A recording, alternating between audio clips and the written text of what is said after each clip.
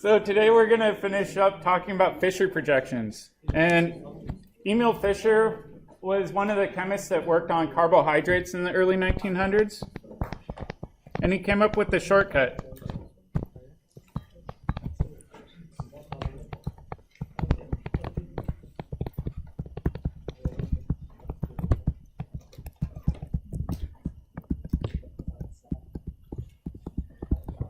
So while he was working on carbohydrates, he discovered that carbohydrates have an insane number of stereocenters in them. It gets really tiresome drawing a bunch of wedges and dashes for each of these. So he wanted to figure out a way to speed up the process. So what he decided was that he was going to develop a system where all horizontal lines are wedges.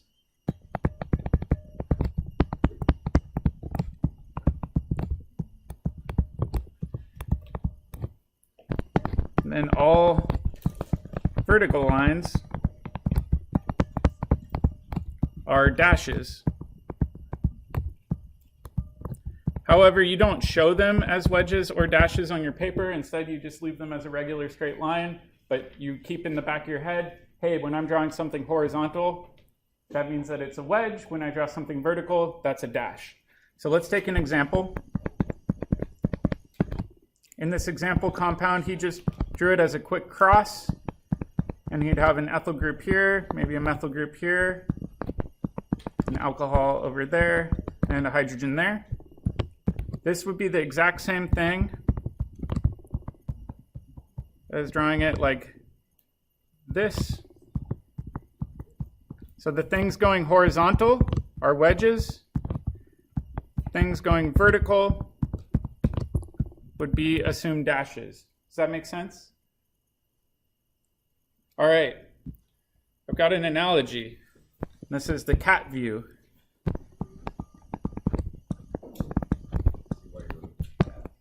Yeah. So if you've ever, this is a live cat. If you've ever had a cat, cats like to lay on their back, right? So the way I like to think of this is the tummy view of a molecule, just like the tummy view of a cat. All right, so up here we've got a head. Down here we've got a tail. And then we've got crossbars here and here with hands, or let me do foot. That way we're not doing head. Foot, foot, foot, foot. And if we think about that, right, the head is kind of curled back. So we'd say, all right, that head is a dash. Over here, the feet are kind of coming out towards you a little bit, although this cat's pretty flat. Got a foot, foot, foot, and then the tail is kind of curved back like that. So it's kind of like a stomach view of a molecule. All right, I'll show you some tricks for assigning stereochemistry.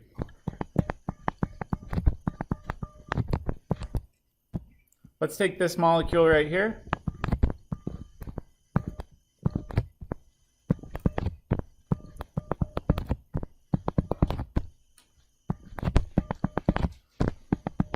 The trick is to show one of your vertical lines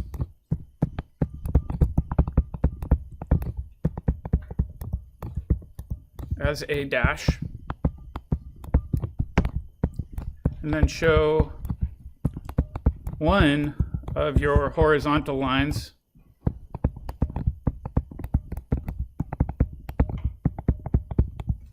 as a wedge.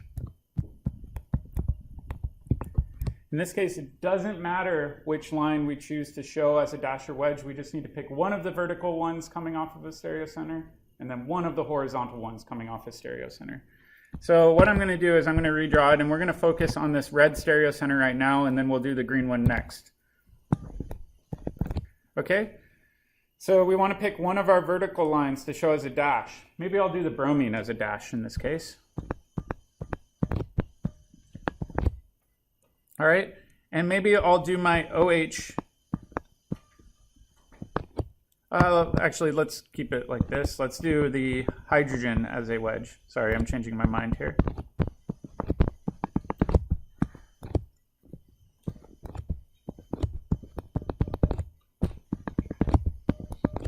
Okay, so now we've got the stereo center drawn. What would be the highest priority for that stereo center? Bromine. Okay. What would the second highest priority be? Oxygen. And then third down here. All right, so we go like this. Would this be R or S? We're going to the left, which is normally S, but where's our lowest priority? It's a wedge, so we would switch this to an R stereo center. Does that make sense? Yeah.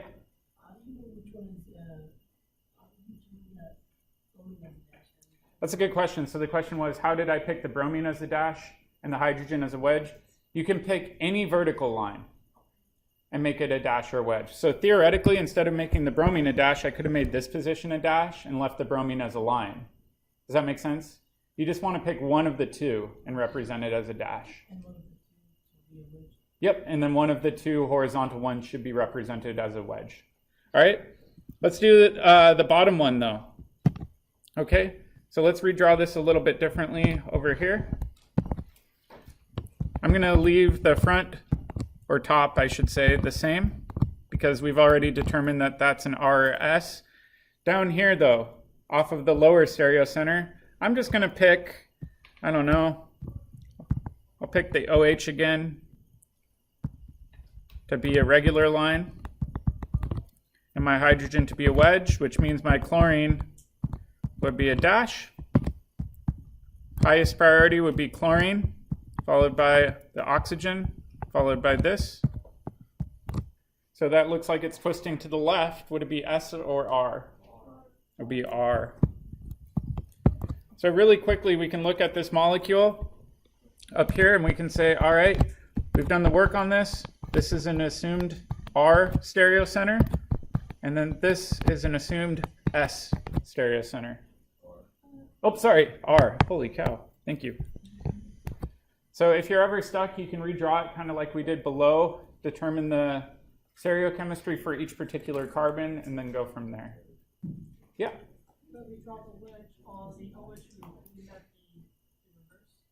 No, in fact, let's try it again. So let's do this one over here.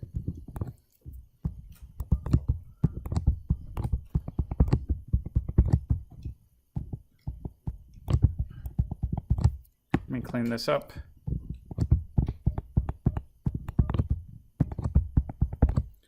Priorities would still be the same, right? The tricky thing here is the hydrogen's not a dash or a wedge, which makes this harder, right? You remember previously where I said, what happens if your lowest priority is a dash or a wedge? How should we approach this?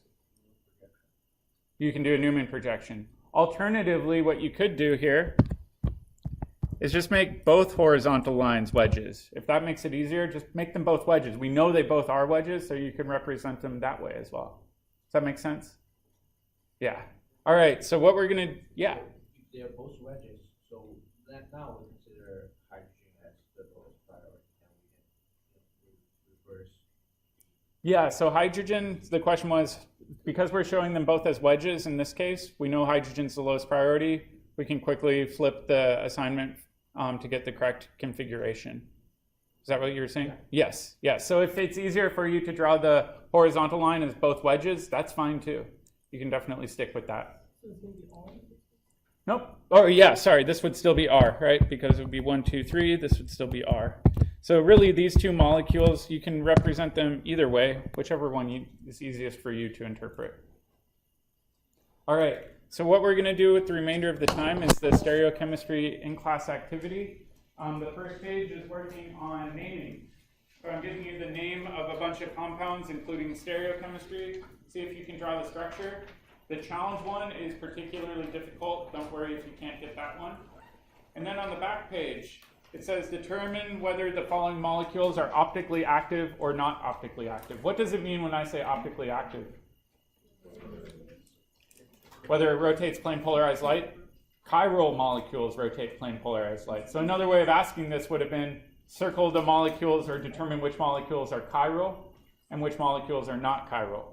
And then it says, are there chiral atoms or stereocenters, kind of synonyms, in the molecules, or are all the atoms achiral? If there are chiral centers, determine their absolute configuration. What does absolute configuration mean? R or S. So identify stereo centers, label them R or S. And then there's a few other questions down below about optical rotation. If you're flying through these or just simply want an extra challenge, I've got an additional photocopy here asking about isomeric relationships. This is really good practice. What I will do is I'll float around the room and help you if you have questions, but I won't post the keys to this until later tomorrow. But the keys will be posted on OneNote in case you want to check your work on either of these documents. Sound good? Remember that we have our quiz on Monday that will cover stereochemistry. So make sure that you do your skill builders, have them ready to turn in on Monday, and then we'll take the quiz. If you need to get your essential oil mass and IR, I'll be available after class today. I will be available on and off tomorrow, but I do have a handful of meetings, so just send me an email to see when I'm free. All right.